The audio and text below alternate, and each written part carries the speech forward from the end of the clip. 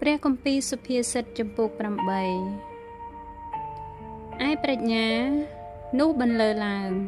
ហើយយោបល់ក៏បញ្ចេញសម្លេងទៅតើទាំងពីរនោះឈរនៅកំពូលនៃអស់ទាំងទីខ្ពស់ក្បែរផ្លូវដើរ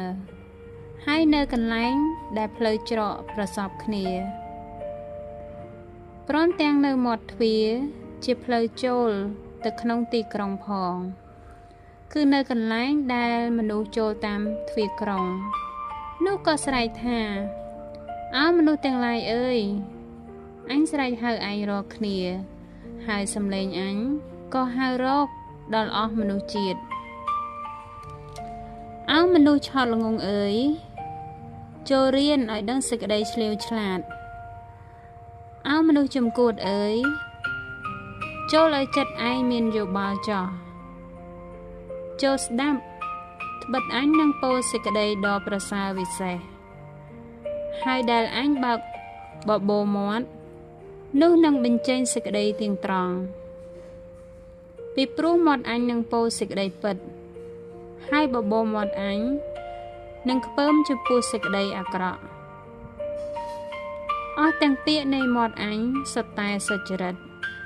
ឥតមានអ្វីដែលពាន់ពាក់ឬស្រពេចស្រពិលឡើយគឺសុទ្ធតែប្រจักษ์ច្បាស់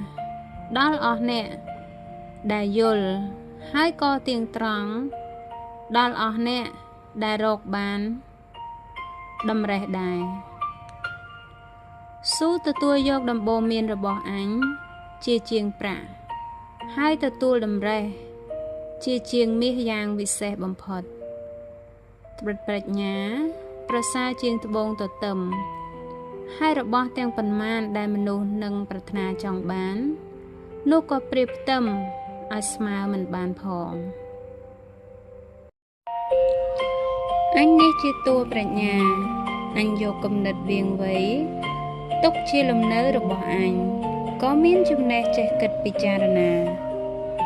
ឯការកោតខ្លាចដល់ព្រះយេហូវ៉ានោះឈ្មោះថាស្អប់ដល់សេចក្តីអាក្រក់ចំណែកការលើកខ្លួនប្រកាន់ខ្លួនប្រព្រឹត្តអាក្រក់ហើយនឹងមាត់ពោពាក្យវាចនោះអញក៏ស្អប់ណាស់ការជួយគំនិតជារបស់ផងអញ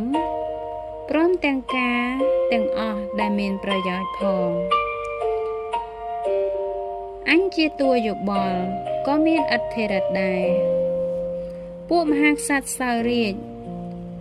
ហើយពួកមានបណ្ដាស័ក្តិក៏សម្រេចសេចក្តីយុត្តិធម៌ដោយសារអញពួកអ្នកគ្រប់គ្រងនិងពួកមានត្រកូលខ្ពស់គឺអស់ទាំងចៅហ្វាយដែលនៅផែនដីក៏គ្រប់គ្រងដោយសារអញដែរអញស្រឡាញ់ដល់អស់អ្នកដែលស្រឡាញ់អញហើយអស់ពួកអ្នកដែលស្វែងរកអញអស់ពីចិត្តនោះនឹងបានជួបមានអស់ទាំងទ្រព្យសម្បត្តិនិងកិត្តិយសនៅជាមួយនឹងអញមានទាំងរបស់ទ្រព្យដ៏ស្ថិតស្ថេរនិងសេចក្តីសុចរិតផងផលដែលកើតពីអញនោះវិសេសជាងមាសក៏ប្រសើរជាងមាសយ៉ាងបរិសុទ្ធផង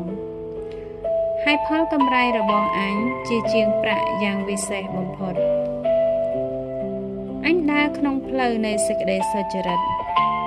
គឺនៅកណ្ដាលផ្លូវច្រកនៃសេចក្តីយុត្តិធម៌ដើម្បីនឹងធ្វើឲ្យអស់អ្នកដែលស្រឡាញ់អញ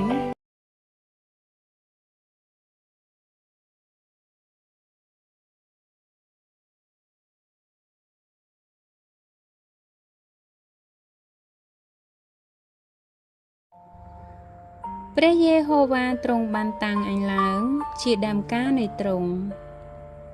គឺមុនអស់ទាំងកិច្ចការរបស់ទ្រង់ពីបុរាណទ្រង់បានសិតអញតាំងពីអស់កលរៀងមកគឺពីកាលនៅដើមឡើយមុនដែលមានផែនដីផង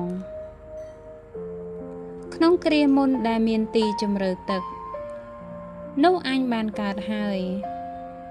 គឺការមិនទាន់មានរន្ធទឹកណាដែលហូរចេញជាបរិបូរណ៍នៅឡើយមុនដែលភ្នំទាំងឡាយបានហាប់មាំមួននៅអញបានកើតមកមុនអស់ទាំងភ្នំតូចគឺក្នុងកាលដែលទ្រង់មិនទាន់បង្កើតដីឬស្រែចម្ការឬល្អងធូលីមុនដំបូងនៅផែនដីនៅឡើយផងក្នុងកាលដែលទ្រង់ប្រតិស្ថានផ្ទៃមេឃនោះអញបាននៅឯនោះហើយកាលទ្រង់បានគូសវង្សនៅលើទីជម្រៅទឹកកាលទ្រង់បានតាំងឲ្យមានពពកនៅខាងលើនិងរន្ធទឹកទាំងប៉ុន្មាននៅទីជម្រៅឲ្យបានមានកម្លាំងកាលទ្រង់បានកំណត់ព្រំខណ្ឌនៃសមុទ្រដើម្បីមិនឲ្យទឹកឡើងរំលងបង្គាប់ទ្រង់កាលទ្រង់បានកំណត់រាងឫសនៃផែនដីនៅគ្រានោះអញបាននៅចិត្តទ្រង់ដូចជាមេជាងហើយអញជាទី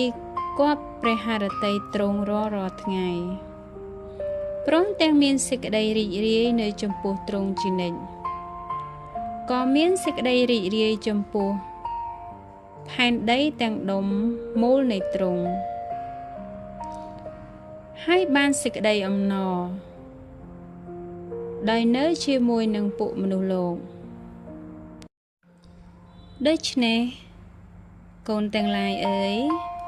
ចូលស្ដាប់អញឥឡូវត្បិតអ្នកណាដែលរក្សាអស់ទាំងផ្លូវរបស់អញនោះមានពរហើយចូលស្ដាប់ដំបូន្មានហើយមានប្រាជ្ញាចោះកុំឲ្យប្រកែកមិនព្រមទទួលឡើយ